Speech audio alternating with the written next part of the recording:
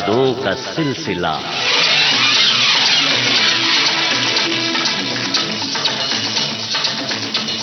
सभी सुनने वालों का बहुत बहुत स्वागत है यादों का सिलसिला कार्यक्रम में। अरे जरा सुनो लगा कर ध्यान।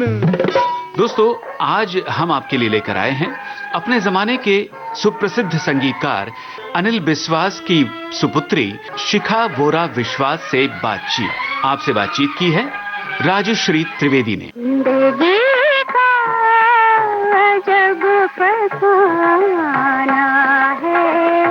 आइए सुनते हैं इस बातचीत का दूसरा और अंतिम भाग। नमस्कार, मैं राजश्री त्रिवेदी। श्रोताओं, विविध भारती के स्टूडियो में हम ऐसे मोती चुनकर लाते हैं जिनसे मिलकर जुड़कर हम तो अभिभूत होते ही हैं।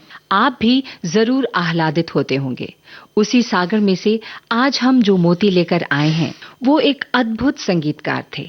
उनके जीवन से जुड़ी यादें, गीतों के बनने के पीछे की कहानियां, जीवन के उतार चढ़ाव, रिश्ते और आज भी उनके संगीत का महकना ये साबित करता है कि संगीत जो दिल को छूता है, संगीत जो दिल में बसता है, वो शताब्दियां गुजर जाएं फिर भी दिल में धड़कता रहता है, शिद्दत से याद किया जाता है।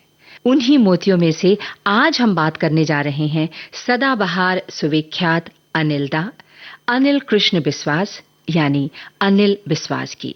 विविध भारती के स्टूडियो में हम स्वागत करते हैं सुप्रसिद्ध संगीतकार की प्यारी दिल अजीज बेटी शिखा वोरा बिस्वास। नमस्कार। नमस्कार राजश्री, शुक्रिया इस बहुत खूबसूरत वेलकम के लिए। आज का कार्यक्रम आरंभ करने से पहले राजश्री, मैं गुजारिश करूंगी कि बाबा की आवाज में ओरिजिनल दिल जलता है का ऑडियो आप सबको सुना दीजिए।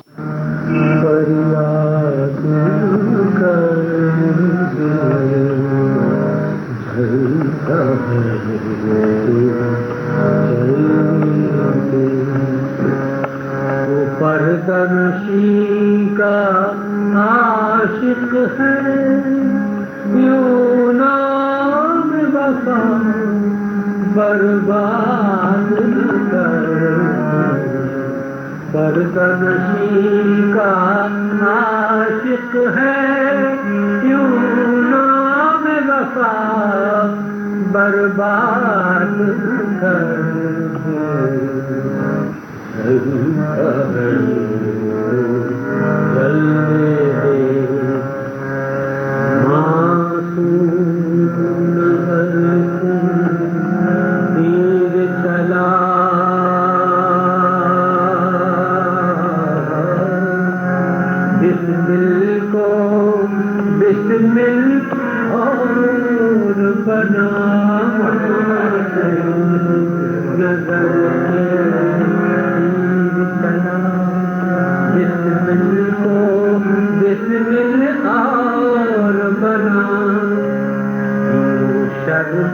हया के पर्दे में अब रह के बेदाग न कर।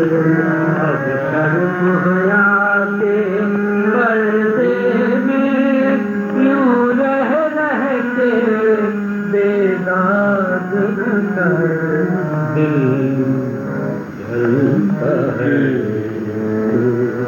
जलता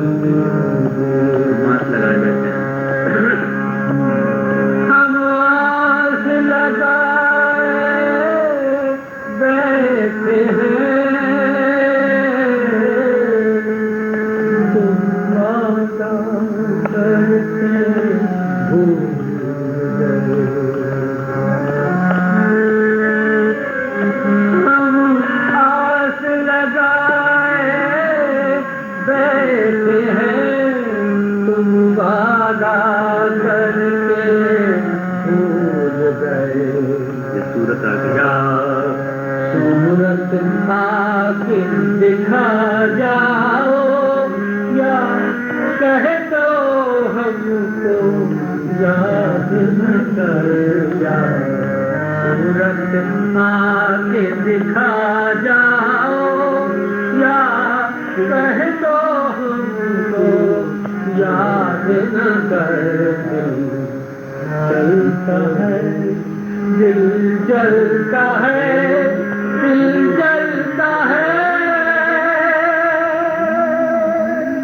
हमने बात की लता जी के बारे में, मुकेश जी के बारे में। उन्होंने पारुल घोष, सुरेंद्र नाथ, तलत महमूद, अमीर बाई कर्नाटकी, उसके अलावा और भी कई लोगों को उन्होंने मौका दिया और उनकी सफलता के पीछे अनिल दा का बहुत बड़ा योगदान। जोहराबाई अंबाने वाली, जो उनका रतन का गीत मशहूर हो गया था, तो सब समझते कि नौशाद साहब ने दिया। नौशाद साहब ने उनको इंट्रोड्यूस नहीं किया था, बामा ने ही। एक फिल्म आई थी ग्रामोफोन सिंगर, उसमें जोहराबाई अंबाले वाली को ढूंढ के निकाला था।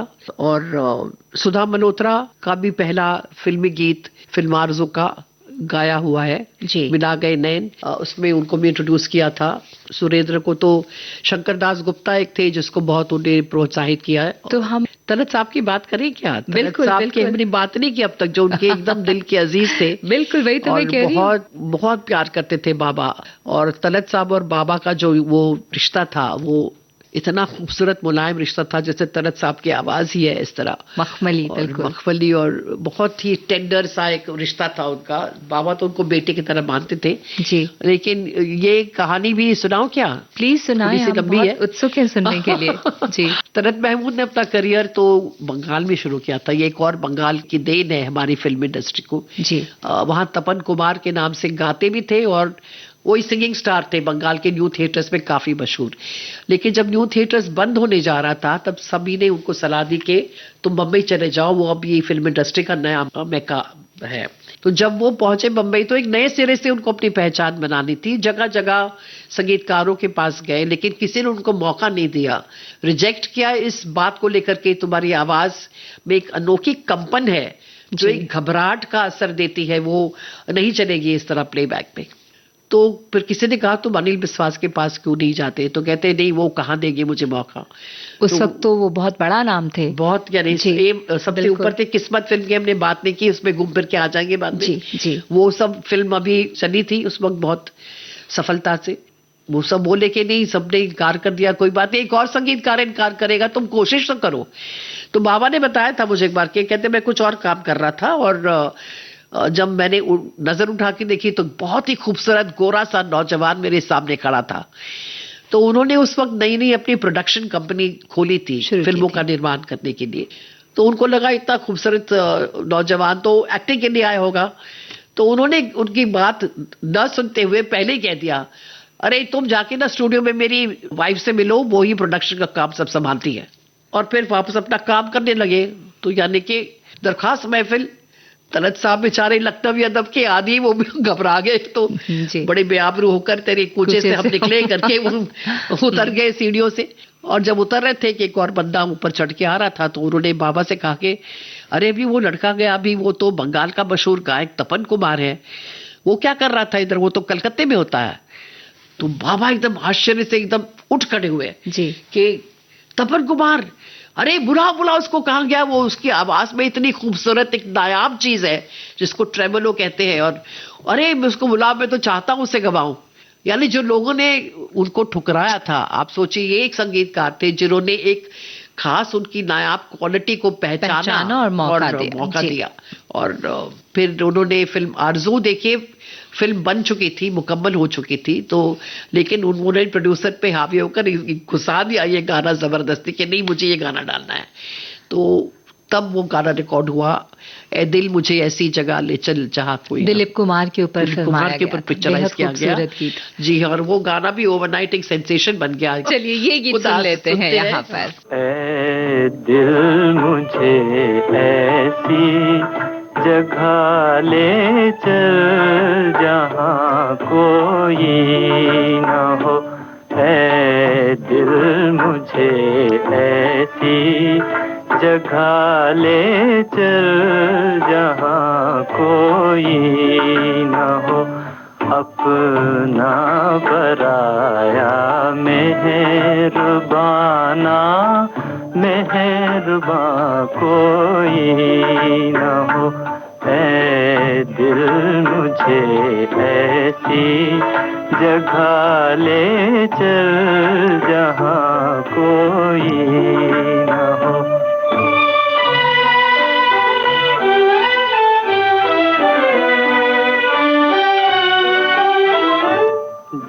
जाकर कहीं खो जाऊं मैं, नींद आए और सो जाऊं मैं, नींद आए और सो जाऊं मैं, जाकर कहीं खो जाऊं मैं, नींद आए और सो जाऊं मैं, नींद आए और सो जाऊं मैं, दुनिया मुझे ढूंढे मगर मेरा निशान कोई न हो, दुनिया मुझे ढूंढे मगर मेरा निशान कोई न हो।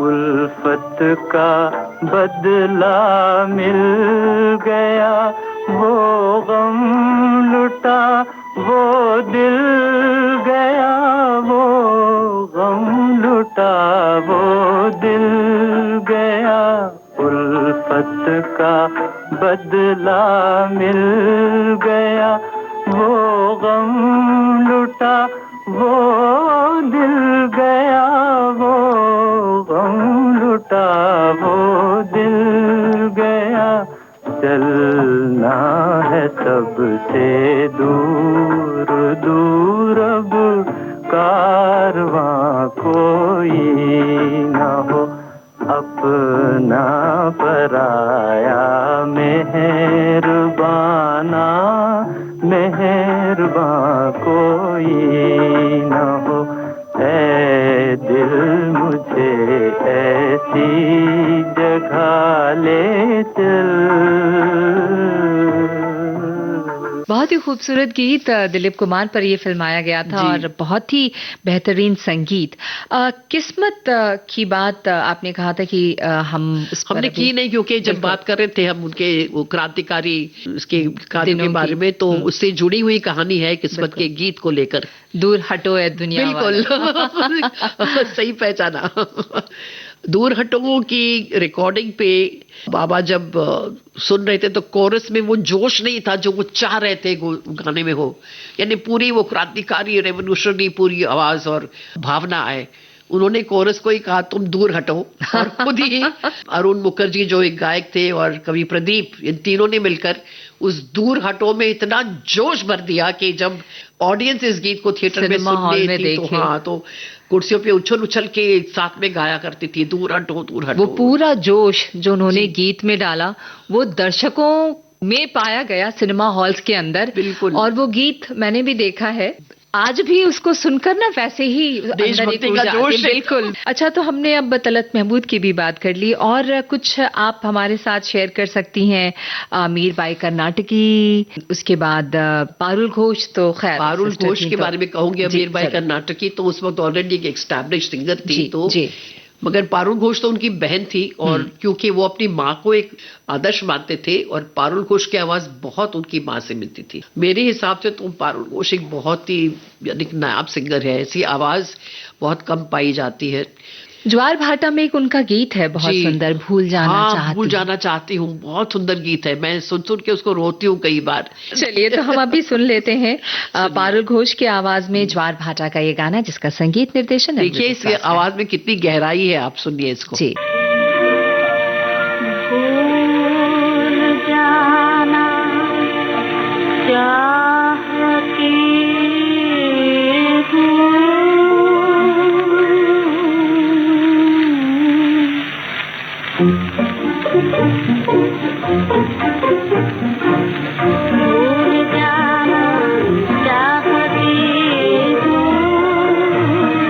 भूल पाती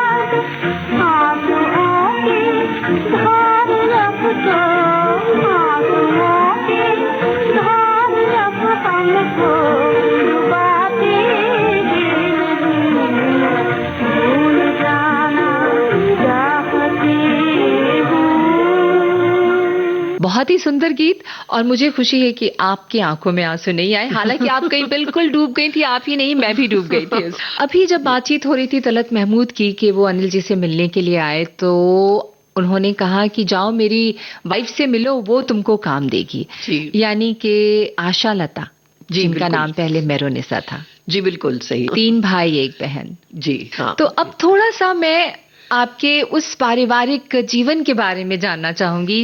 एक सुप्रसिद्ध संगीतकार के बच्चे, और इसमें से एक भाई ने तो शायद गीत सीखा भी, थोड़ा गाते भी सीखा भी था, संगीतकार बने थे बाकायदा, ऐसा नहीं है।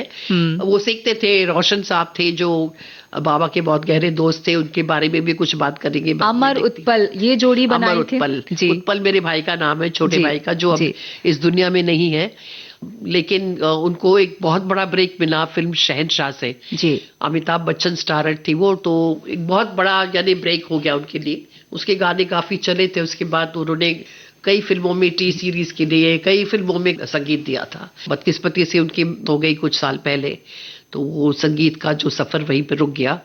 और हमारे ऐसे हुए अल्टरनेट बोलेंगे तो मेरे बड़े भाई जो जिनकी डेथ बहुत पहले हुई थी 1961 में, वो बहुत अच्छा गाते थे। उन्होंने कई पुरस्कार जीते थे अपनी गायकी के लिए।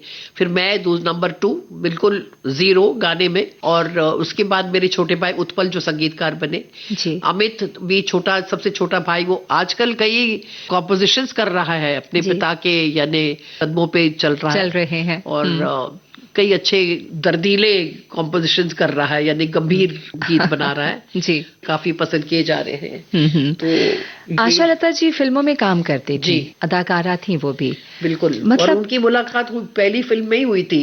जी। मनमोहन फिल्म का हमने जिक्र किया पहले, तो उसमें वो सेकंड लीड थी। वो कहानी देवदास पे आधारित थी, तो वो चंद्रमुखी का एक्चुअली पार्ट प्ले कर रही थी। तो वहीं पे उनकी मुलाकात हुई, प्रेम हुआ। तुम्ही ने मुझको प्रेम सिखाया, गीत भी ऐसे ही लिखा गया था उसमें। शादी हो गई, और फिर एक बार जब वो माँ बनी तो अपना काम धीरे धीरे कम कर दिया।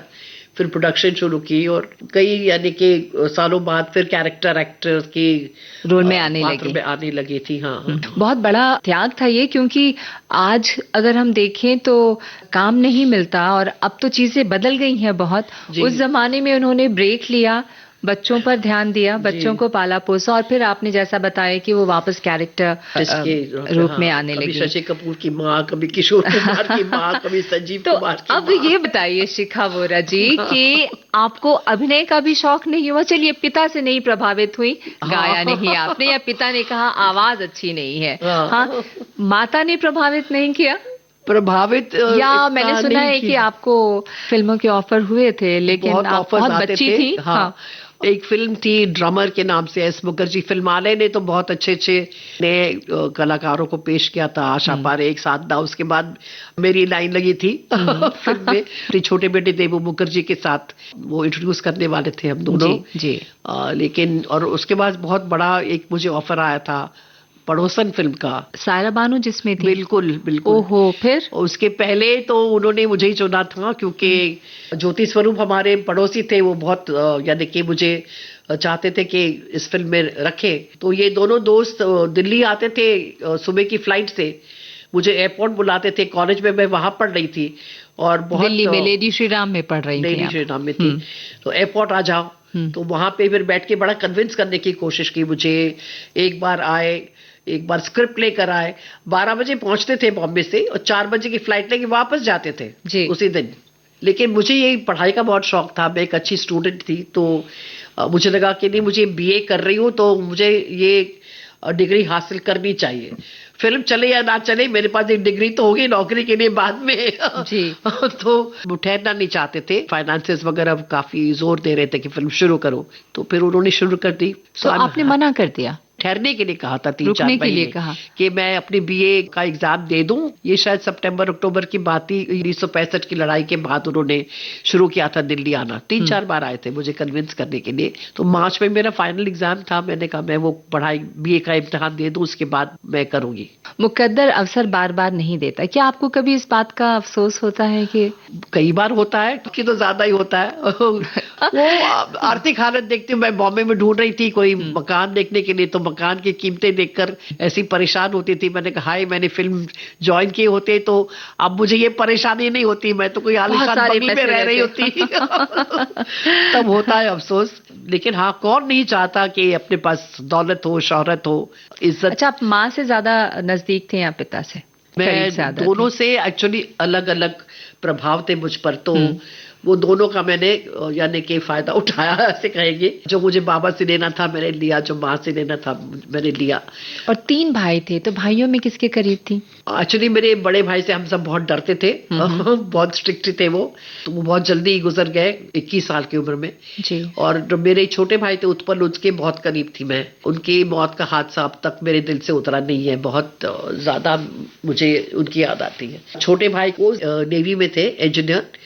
तो अब की उनके साथ मैं काम कर रही हूँ, मैं उनके गीत लिखती हूँ और वो उस पे तर्ज बनाते हैं। तो ये जो साथ है, ये अच्छा लग रहा है मुझे कुछ करने के लिए भाइयों के साथ। आपसे ये जानना चाहूंगी शिखा जी कि मीना कपूर एक बहुत अच्छी गायिका थी, जी, है ना? कुछ दिनों के बाद जीवन में सबके बहुत परिवर्तन आता है, जी। वजहें चाहे जो भी हो।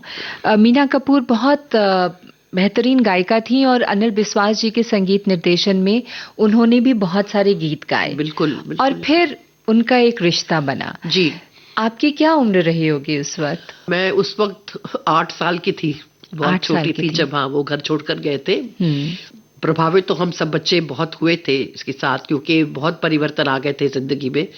आर्थिक को लेकर मेरी माँ परेशान थी, लेकिन बाबा के साथ हमने हमेशा एक अच्छा रिश्ता जोड़ के रखा था। ये मेरी माँ का ही सिखाया हुआ सबक था कि अब जो कुछ भी हुआ है वो उन परिस्थितियों में तुम यानी कि पड़े मत रहो, उससे बाहर निकलो, आगे बढ़ो। हाँ, फिर बाबा के साथ मेरा जैसे बड़ी होती गई और थोड़ा सा यानी कि बुद्धि आने लगी, तो एक बहुत ही अनोखा रिश्ता बन गया साथ ही।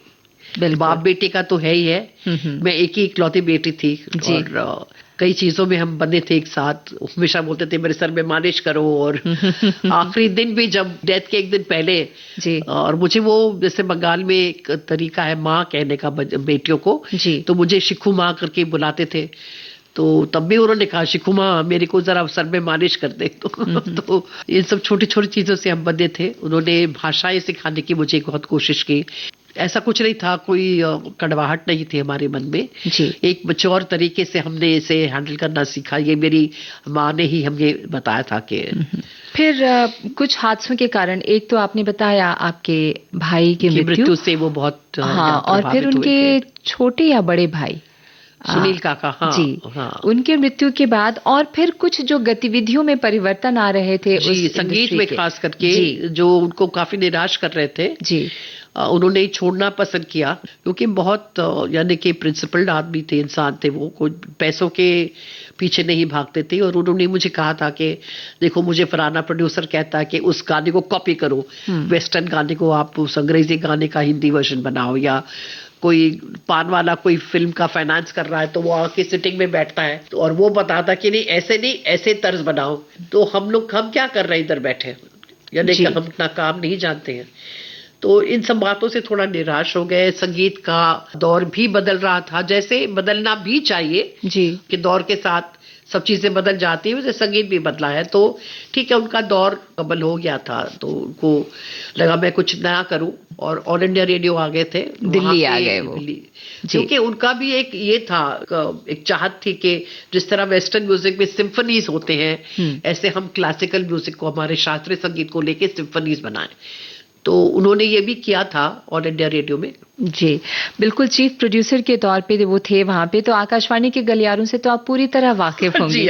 अब यहाँ पर मैं आपके उन यादों को सुनना चाहूंगी जब आप अनिल जी के साथ, दादा के साथ जाती थी वहां, और मैंने सुना कि आकाशवाणी दिल्ली में आप एक एक जगह पर गईं और आपने याद किया यहाँ पर ऐसा होता था, ऐसा होता था, बाबा के साथ आती थी तो वो होता आते था, थे, रिकॉर्डिंग्स में जाते थे जी। और फिर उनका जो कैबिन था, क्यूबिकल ऑफिस, वहां पे घंटों घंटों बैठे रहते थे, क्योंकि हमको वो जो एक पूरा माहौल था उधर का, जो वातावरण था, वो बहुत अच्छा लगता था कि यहाँ से संगीत बनता है और पूरे देश में फैलता है। वो बहुत बड़ी बात थी हमारे लिए, बच्चों के लिए जी। तो, और हम अपने आप को बहुत इम्पोर्टेंट फील करते थे।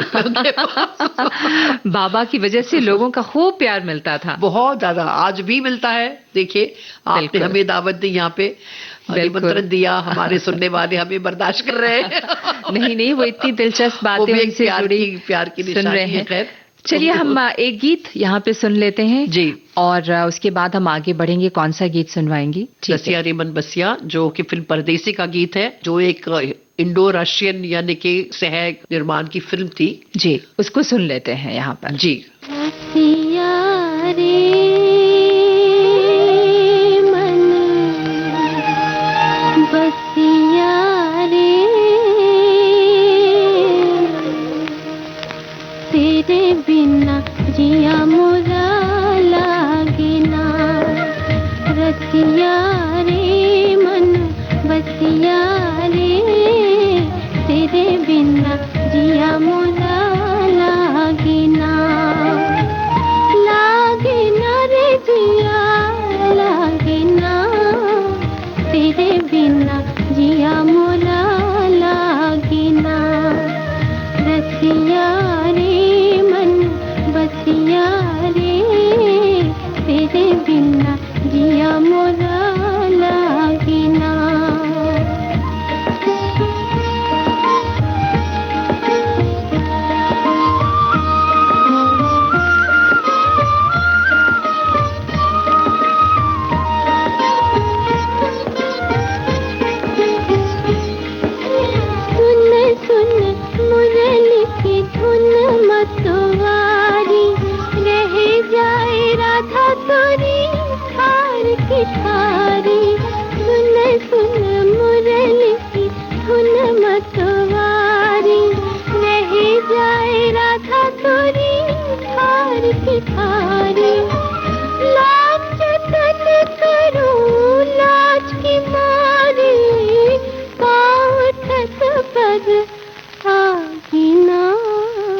तेरे बिना जिया मोरा लागे ना।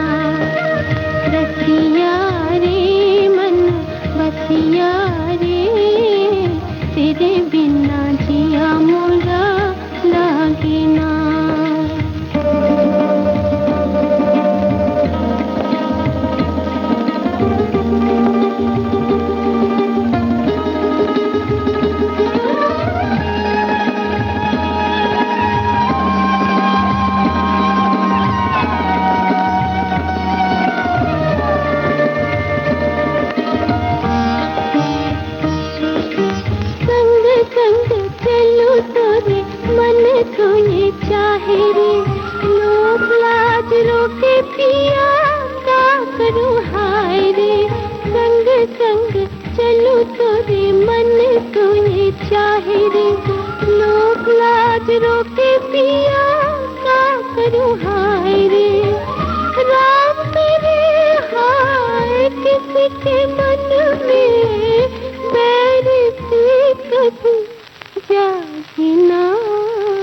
शिखा जी, सबसे जरूरी बात, जहां हम बैठे हैं यानी आकाशवाणी, तब ऑल इंडिया रेडियो के विविध भारती सेवा के उद्घाटन के अवसर पर जी पहला गीत नाच रे मयूरा बिल्कुल प्रसारित बहुत किया गया अच्छी था। याद आपने भी उभारी है जी। ये मुझे ख्याल भी नहीं आया था, शुक्रिया आपका याद दिलाने के लिए।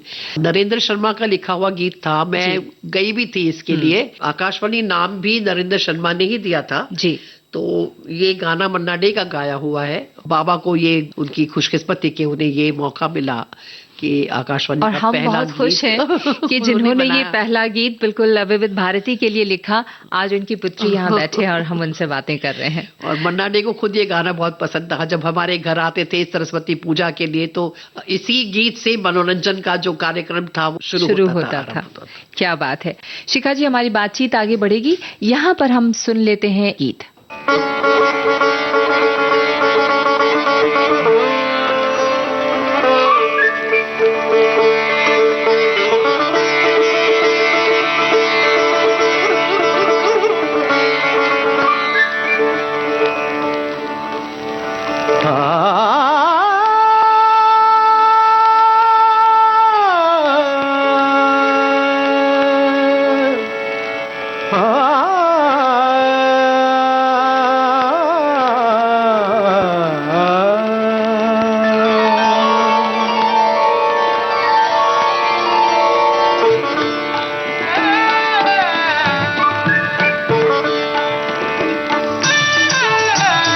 नाच रे मयूरा, नाच रे मयूरा, खोल कर सहस्र नयन, देख सघन गगन मगन, देख सरस स्वप्न जो के आज हुआ पूरा। नाच रे मयूरा, नाच रे मयूरा।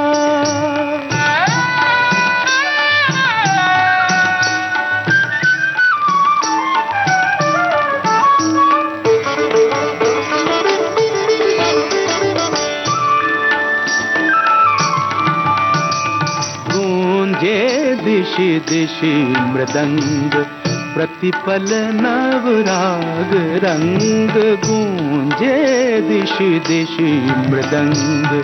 आ आ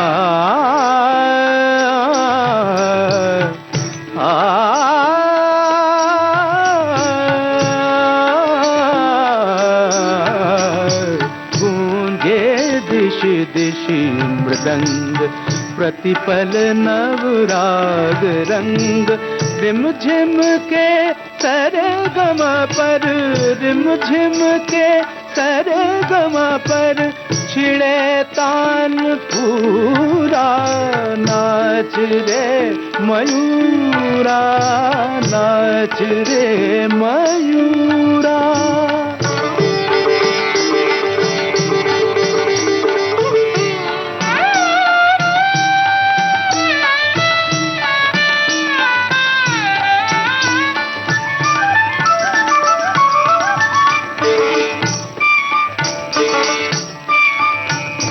सम पर सम सा पर सा, आ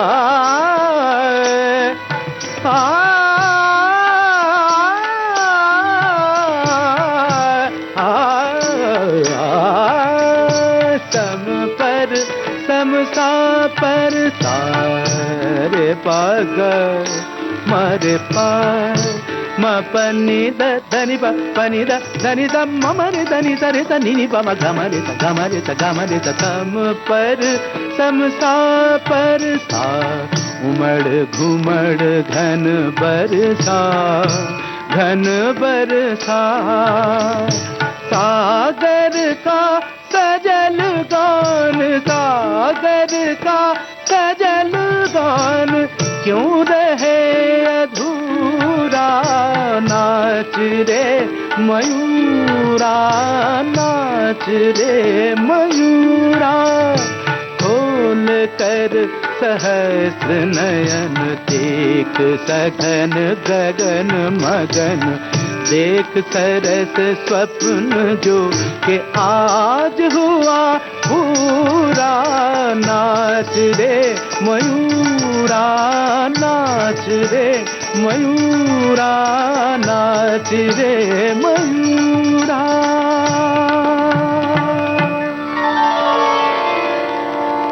बहुत ही खूबसूरत गीत था ये।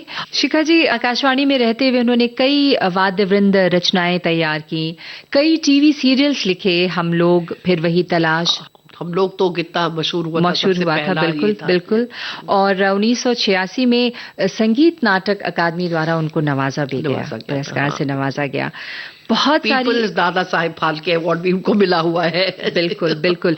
लता मंगेशकर के नाम पे एक पुरस्कार है, वो भी उन्हें मिला है।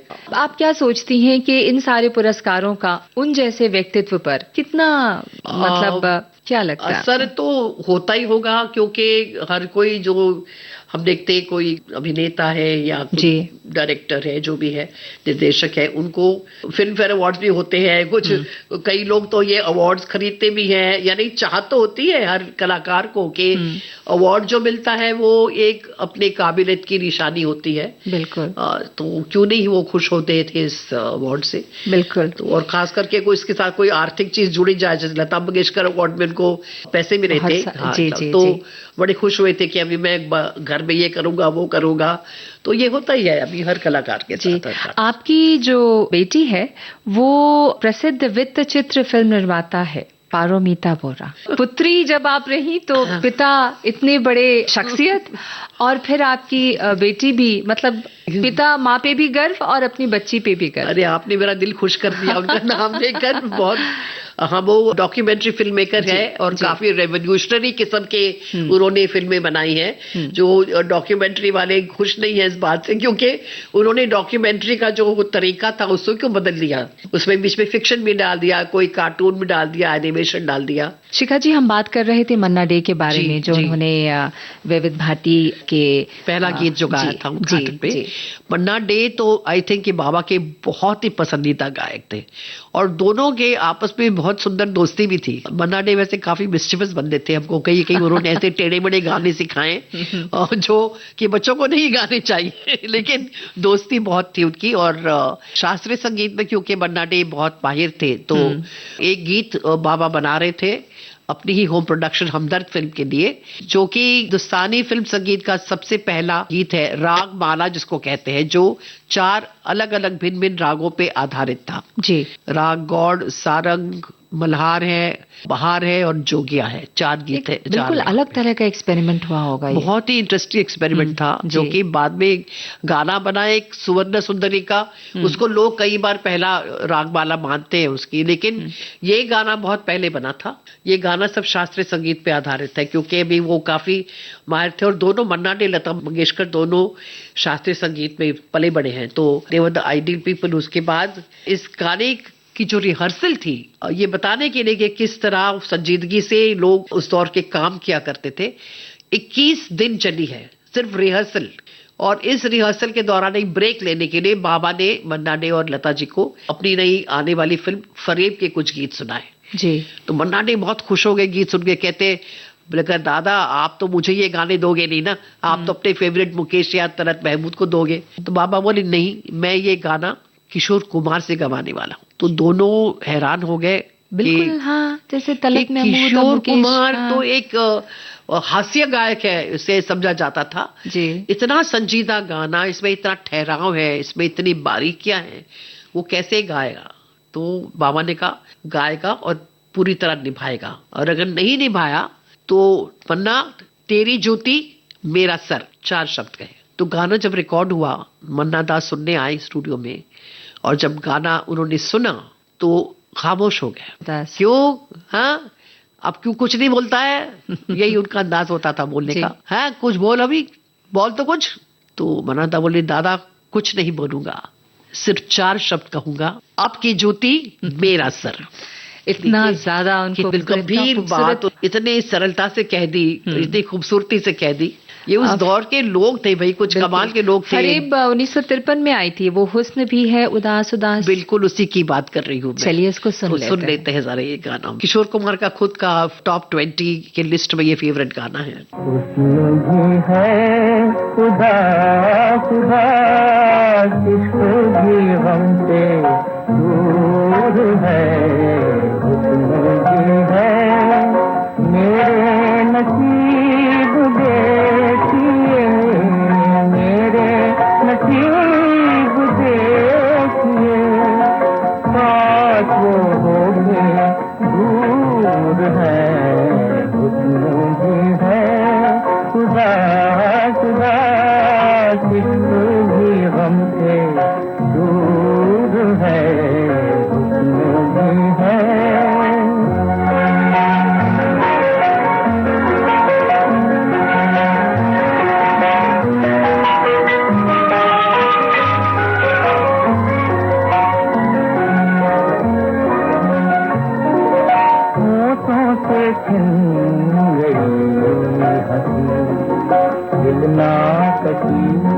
कोई कली होठों पे छिन गई हंसी, कहने को बाग में बहार, कहने को बाग में बहार आई हुई जरूर है, उसमें भी है खुदा खुदा, इश्क भी हमसे दूर है, उसमें भी है।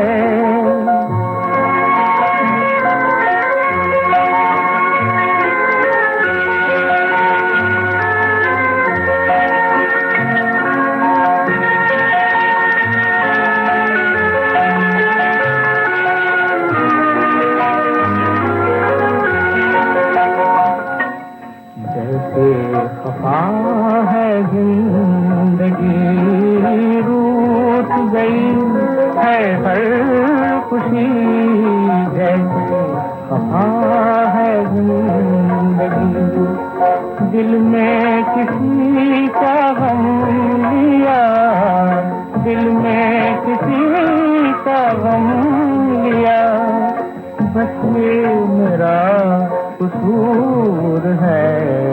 सीने में सुलगते हैं अरमा, ये भी गीत जो है बहुत प्रसिद्ध हुआ, बहुत प्यार दिया लोगों ने इस गीत को।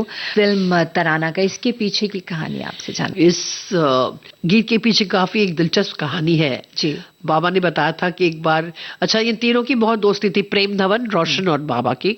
एक दिन प्रेम धवन ने कहा, वो पंजाब अकेडमी, एक पंजाब कल्चरल एसोसिएशन था, उसको चलाते थे, और उसके सिलसिले में उनको सुरिंदर कौर जो पंजाब की मशहूर गायिका थी, गुलकारा थी, उनको मिलने जाना था, वो बम्बई आई हुई थी। तो उन्होंने बाबा से कहा कि अनिल तू भी चल मेरे साथ, क्योंकि लंबा सफर है, तो वर्ली तक जाना है, तो रास्ते में बातें करते हुए जाएंगे। तो बाबा बोले ठीक है। रास्ते में उन्होंने गाड़ी में एक ऐसे ही सिंपल से कागज पे फिल्म तराना के एक गीत के बोल लिख के दे दिए, अच्छा ये ले ले, इस पे तुम अपनी धुन बना लेना। वो गाड़ी में चलते चलते बाबा को कोई धुन सूझी, तो जब वो पहुंचे वर्ली सुरिंदर कौर के मकान पर, तो उन्होंने प्रेम धवन से कहा कि ए प्रेम, तू जाके तुम उसको मिल, मेरे को नहीं मिलना है, क्योंकि मेरे दिमाग में कोई घूम रही है तर्ज, मैं उसको पूरा करना चाहता हूं, मैं वर्ली सी फेस में बैठकर मैं ये गीत को यानी कंपोज करूंगा। तो जब तक प्रेम धवन इनविटेशन देने गए थे, शायद उनको दावत देने, निमंत्रण, सुरिंदर कौर को वो निमंत्रण कार्ड देकर और बाहर निकले, सिर्फ 15 मिनट का दौरान होगा, उतने छोटे से वक्त में ये गाना मुकम्मल हो गया था। 15 मिनट में एक क्लासिक कॉम्पोजिशन का आधार हुआ। देखिए उस गीत को, देखिए आप, 3 अंतरे अलग अलग मुख्तलिफ धुनों में है, और ये भी देखा गया है कि लता जी जो ऊंचे स्वरों में गा सकती है, तलत महमूद के स्वर थोड़े मध्यम से हैं, अंतरे उसके हिसाब से बनाए हुए हैं, और ये गाना 15 मिनट में तैयार हुआ, और आज पता नहीं कितने 70 साल बाद भी लोग उतना ही पसंद करते हैं उस गीत को। उनका एक आइडेंटिटी, पहचान गीत बन गई है अनिल दा की, मेरे ख्याल से। बिल्कुल बिल्कुल, दिलीप कुमार और मधुबाला पर फिल्माया गया था ये गीत। तराना के सारे ही गाने बहुत ही खूबसूरत थे, मुझे तो खास करके बहुत पसंद है। बस यहाँ पर सुन लेते हैं ये गीत।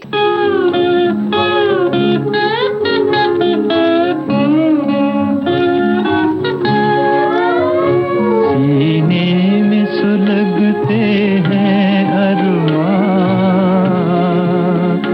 आँखों में उदासी छाई है, ये आज तेरी दुनिया से हमें तकदीर कहाँ ले आई है, सीने में सुलगते हैं अरमान।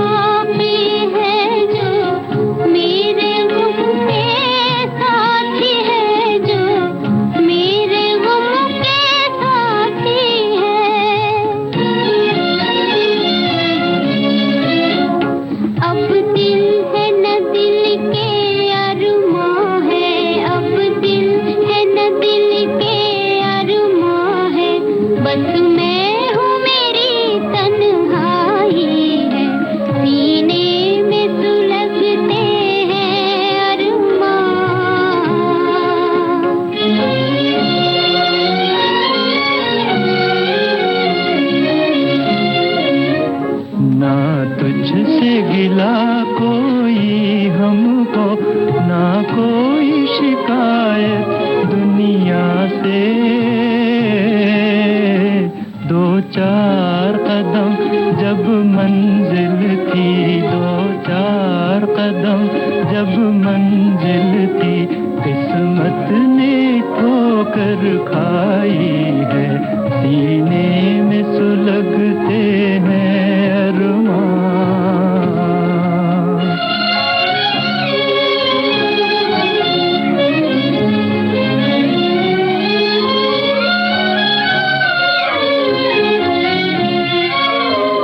एक ऐसी आग लगी मन में, जीने भी न दे, मरने भी न दे।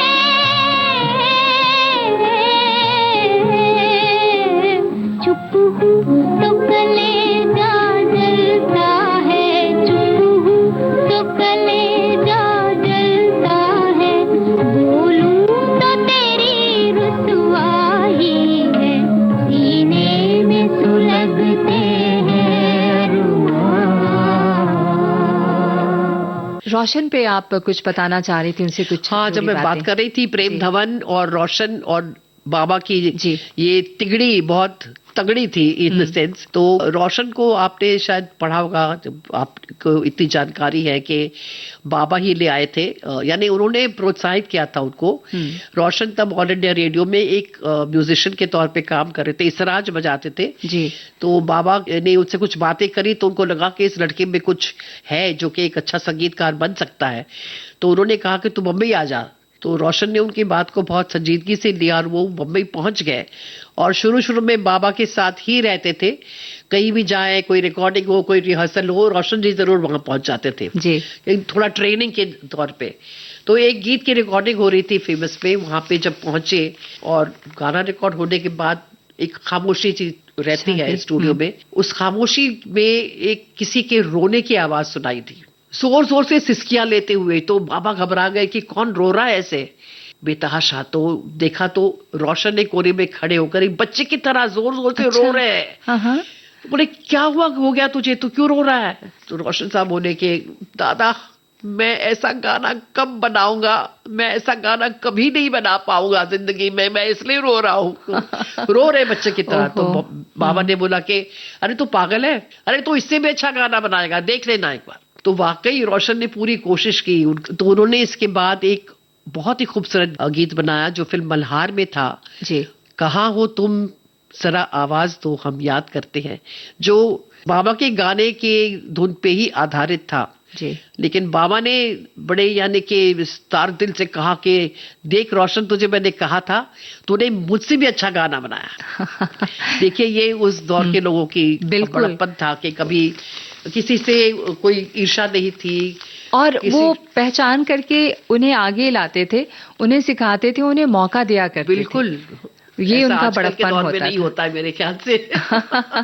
चलिए ये गीत सुन लेते हैं। कहाँ हो तुम, जरा आवाज दो, हम याद करते हैं, कभी भरते हैं आहें और कभी फरियाद करते हैं। कहाँ हो तुम, जरा आवाज दो।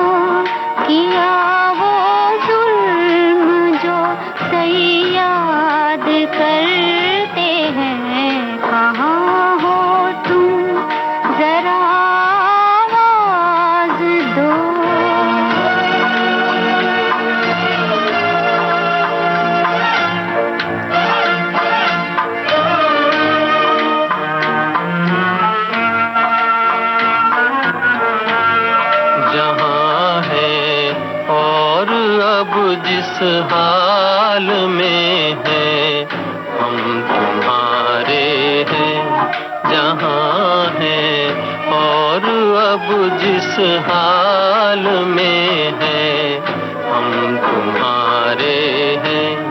तुम ही आबाद हो दिल में, तुम्ही को याद करते हैं।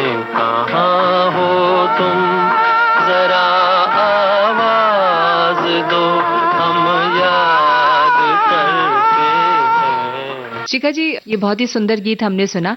उस दौर की और क्या बातें हैं जो याद है आपको? बहुत सारी बातें इस वक्त, अभी ज़ईफ़ी का तकाजा है ना, भूल जाता है इंसान, लेकिन एक छोटी सी बात मुझे याद आ रही जी। वो ये कि एक बार एक बहुत बड़ा सिंगिंग कॉन्टेस्ट हुआ था बम्बई शहर में, मर्फी रेडियो सिंगिंग कॉन्टेस्ट, जिसमें दिग्गज संगीतकार जज बने थे। मैं अपने फादर के बारे में बात कर रही हूँ, लेकिन वो भी थे उसमें। अनिल बिस्वास, सी रामचंद्र, नौशाद और वसंत देसाई। और उस कॉन्टेस्ट में जो विनर्स थे वो थे महेंद्र कपूर और आरती मुखर्जी। और विनर्स के लिए ये कहा गया था कि इनको हम जरूर एक मौका देंगे। अब बाकियों ने दिया कि नहीं दिया मुझे पता नहीं। हाँ, उन्होंने तो जरूर गवाया था, नौशाद साहब ने सोनी महिवाल में महेंद्र कपूर से, और बाबा ने आरती मुखर्जी को एक फिल्म में गवाया था, अंगुलीमाल, जिसमें बहुत ही खूबसूरत गीत है। मेरा बहुत मन पसंदीदा गीत है वो जी। धीरे धीरे ढल रे चंदा। बहुत ही खूबसूरत गीत है, चलिए सुनते हैं। धीरे धीरे ढल रे चंदा, धीरे धीरे ढल, धीरे धीरे ढल रे चंदा। आज की ये रात मंजुल फिर ना आए कल, ओ चंदा धीरे धीरे ढल, धीरे धीरे ढल,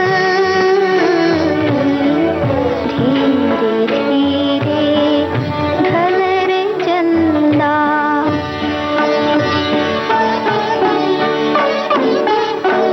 स्वप्न बचपन के अधूरे हो रहे हैं आज पूरे, स्वप्न बचपन के अधूरे हो रहे हैं आज पूरे, फिर न जाने कब आएंगे ये सुनहरे पल, ओ चंदा धीरे धीरे ढल, धीरे धीरे ढल, धीरे धीरे ढल रे चंदा।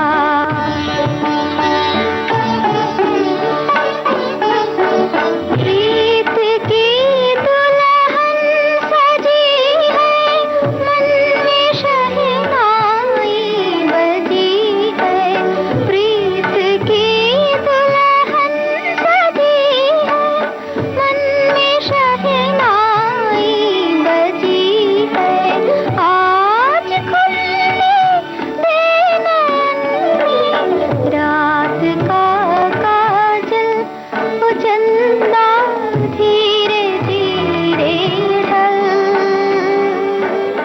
शिखा जी, बहुत जमीन से जुड़े हुए इंसान थे अनिल बिस्वास जी। बहुत बहुत सहज, सरल, और वही सरलता मैं आप में देख रही हूँ इस वक्त। और वो मुझे लगता है कि वो पहले इंसान थे जिन्होंने गीत में सीटियों को जोड़ा। He was the first person जो गानों में डायलॉग। जी हाँ, आई थिंक वो शुरुआत आप की अली बाबा की बात कर रहे हैं। ये पहला गीत था जो वॉल्ट्स यानी कि बीट पे आधार था, जी। दादरा पे 3 बीट की जो, और इसके बीच में सुरेंद्र और आई थिंक कौन थे, बिब्बो थी, उनके बीच में कुछ डायलॉग भी होता है। जी बिल्कुल तो बिल्कुल। ये पहला ये वाकई नई है। चीजें, मतलब उन्होंने संगीत में ये चीजें आई थी, बिल्कुल और सही विसल है। भी उन्होंने ही शुरुआत की थी। बाद में तो बहुत से ऐसे गीत बने।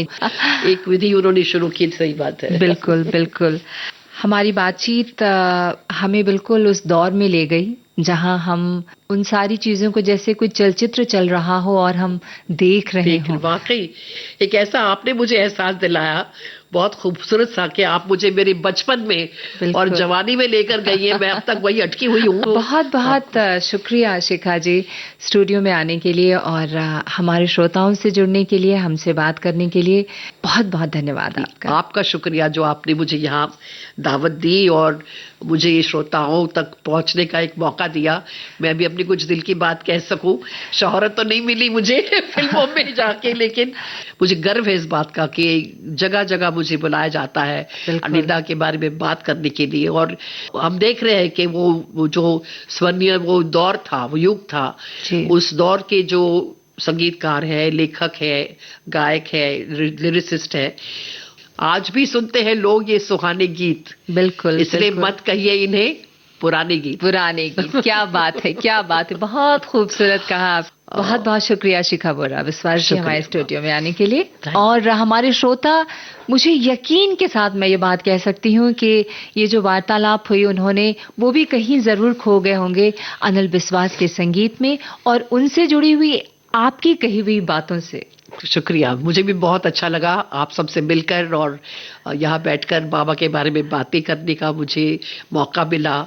और ऐसे अफसोस कभी नहीं होता है कि बाबा को याद करके आंसू आ जाते हैं, कुछ नहीं, बहुत गर्व महसूस होता है और बहुत खुशी होती है मुझे कि मैं इतने बड़े संगीतकार की बेटी हूँ। ये मेरी खुशकिस्मती है। उनका संगीत जीवित है ना, हम सब उसको जीते हैं, उसको जीना ही कहेंगे। उस संगीत को हम आज भी जीते हैं जो हमारे आसपास महकती है। बिल्कुल, नमस्कार। शुक्रिया, नमस्कार।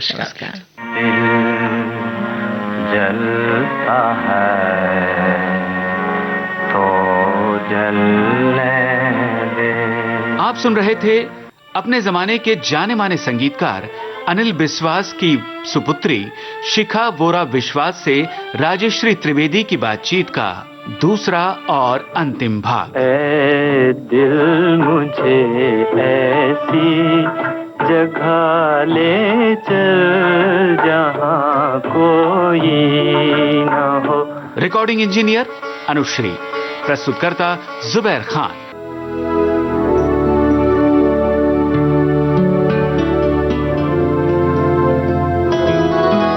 यादों का सिलसिला